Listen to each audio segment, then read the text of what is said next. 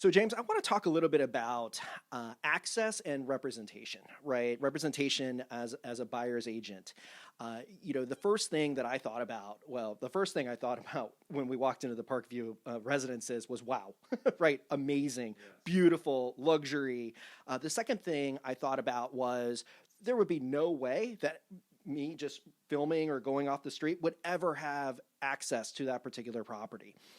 So tell us a little bit about, what it means to be a buyer's agent, the value, and then also what you can provide as an established agent to a buyer. Yes.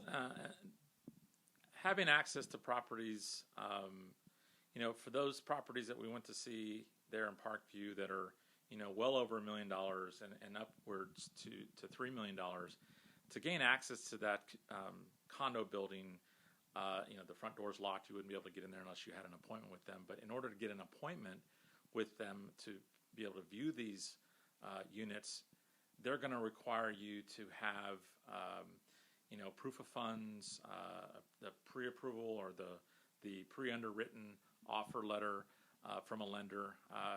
Just not that easy to walk in there and see these properties. So they're doing their due diligence to make sure that who comes and they spend time with to show them these units are, have the ability to afford to buy in that condo building.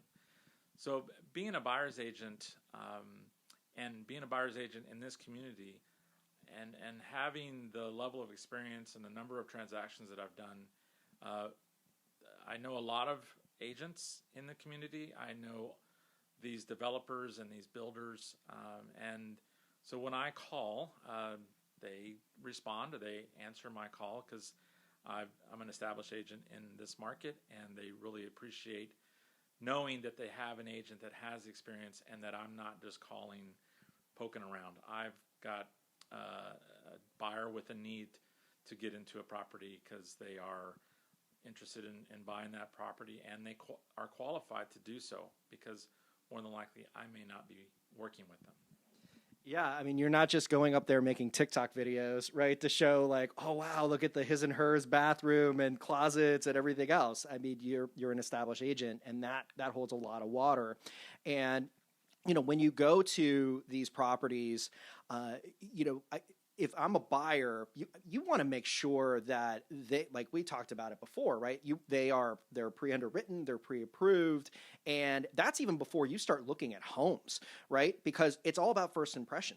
So if you have somebody that, your buyer goes to a particular property and they haven't been pre-underwritten or pre-approved, and the seller actually sees them and the listing agent and ask that question, if you say, oh, I'm talking to my bank, you're automatically disqualified at that point, right? So it's all about first impressions.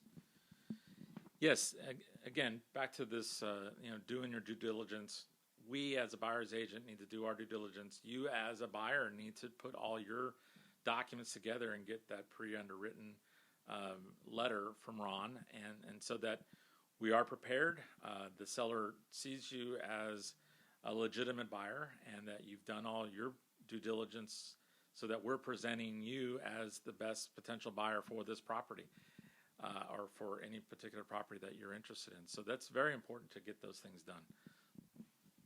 Yeah, and actually, think about it in terms of, if you're a business owner, if you've ever done a business loan, and just the amount of documentation and the due diligence and making sure that you have everything buttoned up, that's the approach that you want to take as a buyer. If you're going to be home shopping in this environment, you want to make sure that all that documentation is completed, that it has already gone through underwriting, that you've been able to, get to that point where all we have to do is make an offer, get the appraisal, and submit final conditions.